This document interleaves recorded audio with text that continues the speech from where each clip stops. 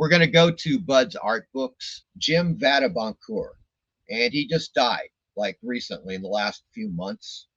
A lot of people may not recognize the name, but this guy was one of the great authorities on, in particular, the entire golden age comic book period going right into the 1960s, the Atom Age, post pre-code, and then into the 1960s at least.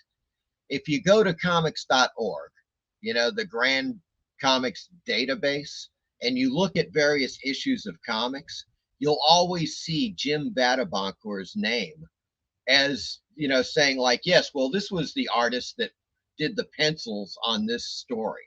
The guy was just an amazing historian for the comic book culture.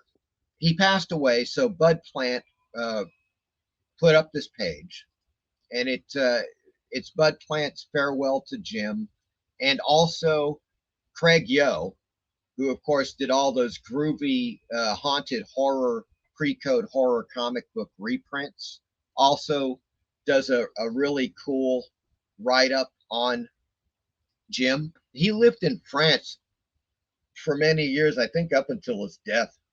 He was an authority on so many different things, comic book related. One I wanted to point out here is this one, his book on Everett Raymond Kinsler. I bought it shortly before I went to interview Everett Raymond Kinsler for my documentary Haunted Thrills, and he signed it, which was totally cool when I interviewed him. And so this book is by Jim Vadeboncoeur, and it is about the life and art of the great Everett Raymond Kinsler. I mean, this guy was an all-around artist, much like Frank Frazetta.